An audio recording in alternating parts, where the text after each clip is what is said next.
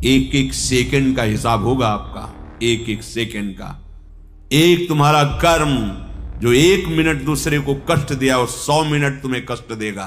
पर यह होता है कि जब मिलता है तब सबको दिखाई नहीं देता है। जब दंड मिलता है ना भाई, अगर ऐसा कुछ विधान होता कि उसने गाली दी, तुरंत 4 थप्पड़ पड़ गए किसी ने, तो वह हिसाब हो गया।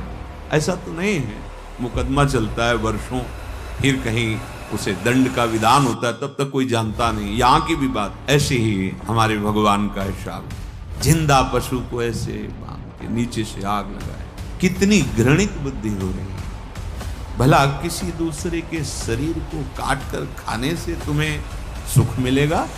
तुम स्वस्थ रहोगे, तुम चिंता रहित हो जाओगे, शोक रहित हो जाओगे। बस में बैठे जा रहे हैं, बारात में सब मस्त है, अचानक आग लग गई, सब भून गए, जल गए पूरे। एक्सीडेंट हुआ, मर गए। ये हो, पूरी बस खाई में गिरी, सब नीचे। वो दोष देंगे भगवान का।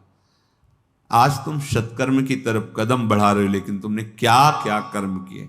तुम्हें कभी होश आ रहा है उसमें परमात्मा है, उसमें जीव जो कहा गया है, जो तड़प रहा है, उसे तुम धीमी धीमी आग में भूंज रहे हो।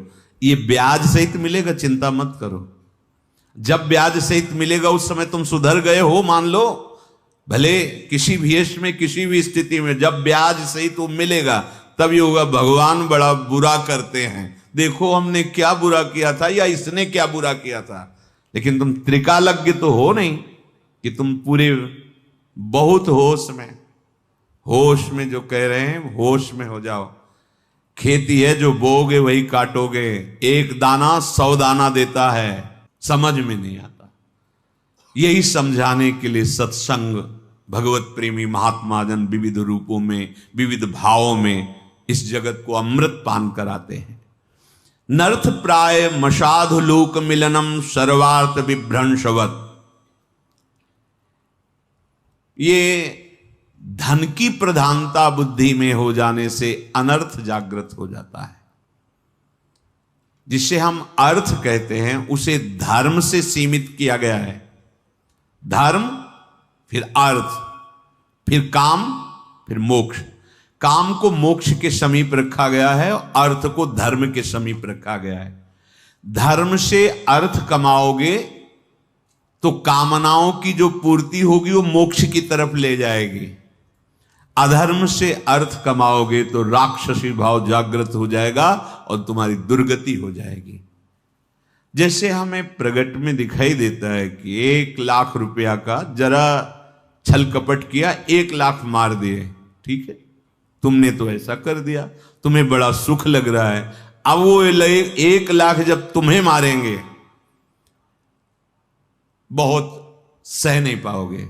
ऐसी प्रिय जगह चोट पहुंचाएंगे जहां मरोगे भी नहीं और तड़पोगे।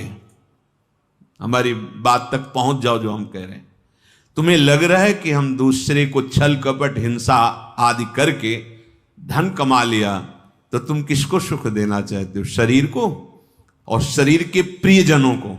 वो ऐसी जगह चोट पहुंचाएगा जहां तुम अधिक प्यार करते हो कि पूरे जीवन आह बोलते रहो, कोई दवा उसकी नहीं मिलेगी।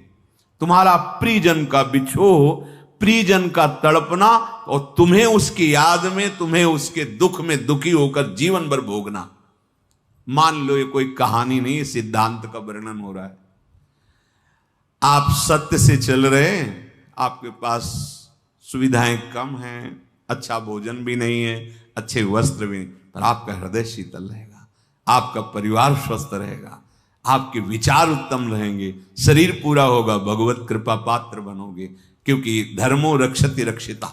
जब तुम धर्म से चलोगे तो धर्म तुम्हारी रक्षा कर लेगा, लोक और परलोक सब जगह।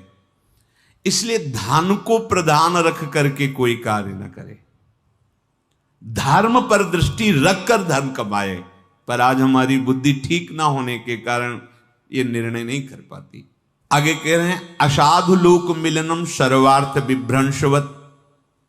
असाधु लोगों का संग तुम्हारे पुरुषार्थ को नष्ट कर देगा।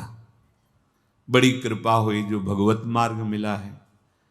अब असाधु का संग बाहर से असाधु बनकर अगर आपके पास कोई आएगा तो आप संगी नहीं करोगे, क्योंकि इतना तो है ही ना।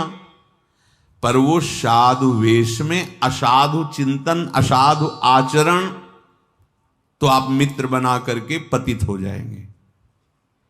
इसीलिए शास्त्रीय सिद्धांत परमार्थ के पथिक के लिए है असंगोहम पुरुषः, असंग भावना। सबसे भगवत भावना है, पर हमारा कोई न मित्र है न कोई शत्रु है। जहां हमारे आंतरिक अध्यात्म मार्ग में कोई प्रहार करे, हमें सहना नहीं चाहिए। बाहर शरीर में प्रहार करे तो भगवत मार्ग के पथिक है, एक बार सहने की चेष्टा करेंगे प्रभु की कृपा बल से। लेकिन हमारे मार्ग पर प्रहार कर दे तो असहनीय हो जाना चाहिए। क्या सहनीय? जैसे कोई हमारे हृदय में नाम चल रहा है, नाम की वृत्ति रोक रहा है, बात से, चेष्टा से, सुख दर्शा के, मित्रता से, हंसी मजाक से, जैसे भी जाके संग कुमति मति उपजय करत भजन में भंग, तजोरे मन हरि विमुखन को संग। चाहे कोई कितना प्रिय हो, पर परम प्रीतम प्रभु से विमुख करने वाली बात, विमुख करने वाली चेष्टा, विमुख करने वाला खान पान संग, जाके प्रिय न राम भय देही तजिए ताहि कोटि बैरिशम यद्यप परम शनि। आपके हरि गुरु निंदा कोई कर रहा है और आप सोच रहे हैं हमारे प्रियजन हैं, रिश्तेदार हैं, मित्र हैं, अगर हम इनका विरोध करेंगे तो फिर मित्रता टूट जाएगी। तो कह रहे हैं असाधु लोक मिलनम सर्वार्थ विभ्रंशवत।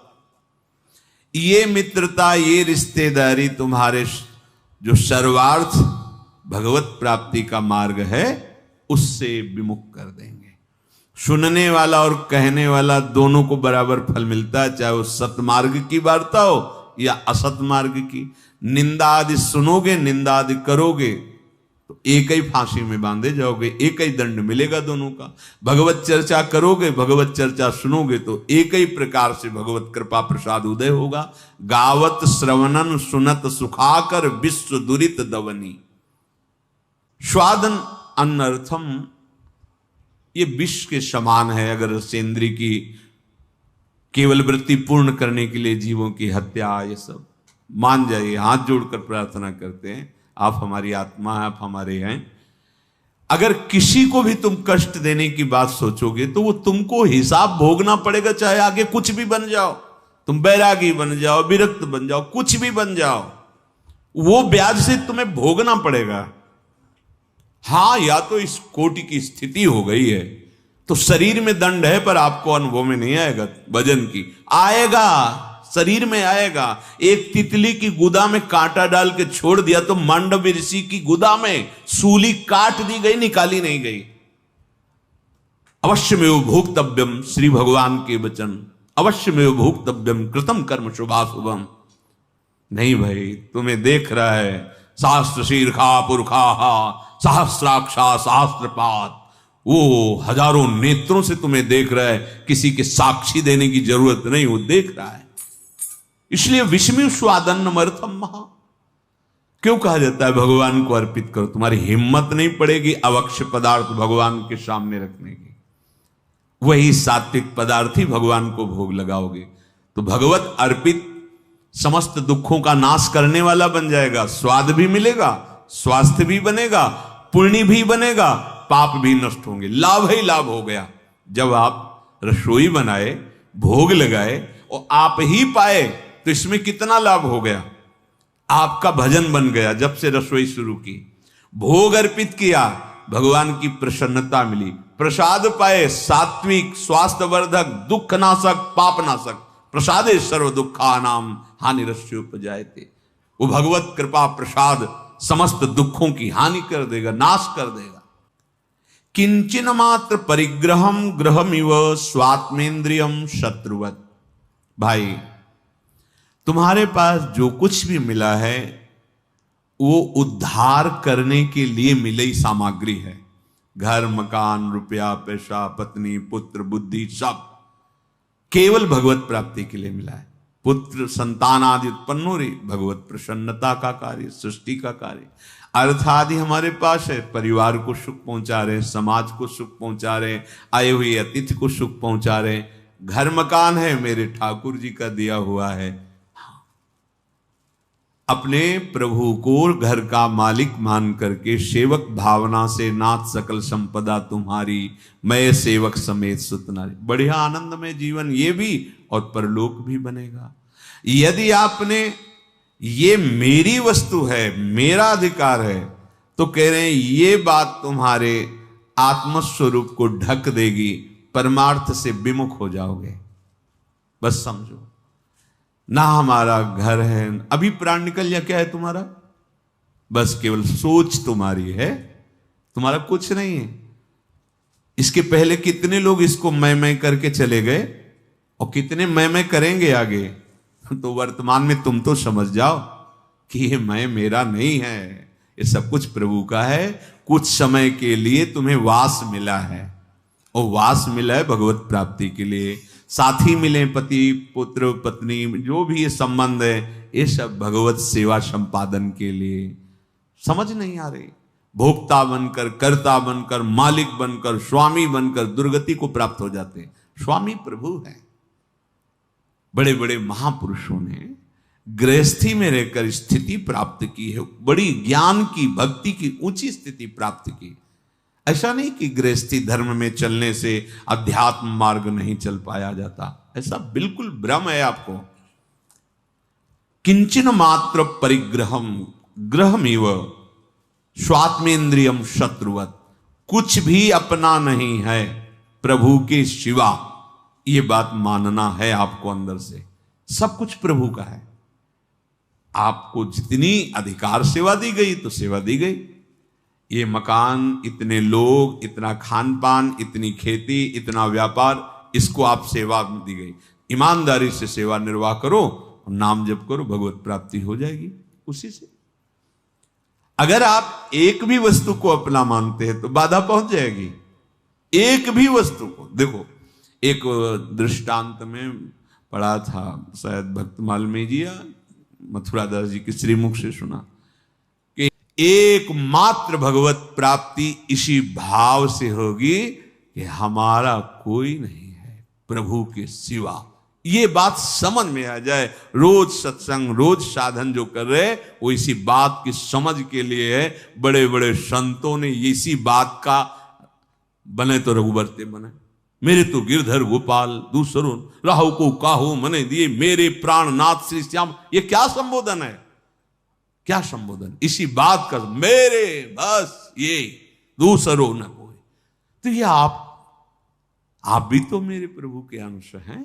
इस बात की स्वीकृति करो। प्रभु के सिवा किसी से आप नहीं प्यार करते, किसी को अपना नहीं मानते।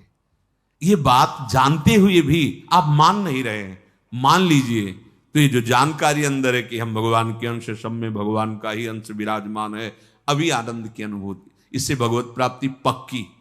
जब कभी विशेष कष्ट होता है तो भगवत स्मरण परायण की जो वृत्तियां हैं वो भी चूक कर जाती हैं, बड़े बड़े अभ्यास ही की। तो उसे भगवत प्राप्ति कैसे होती? इसी भाव से।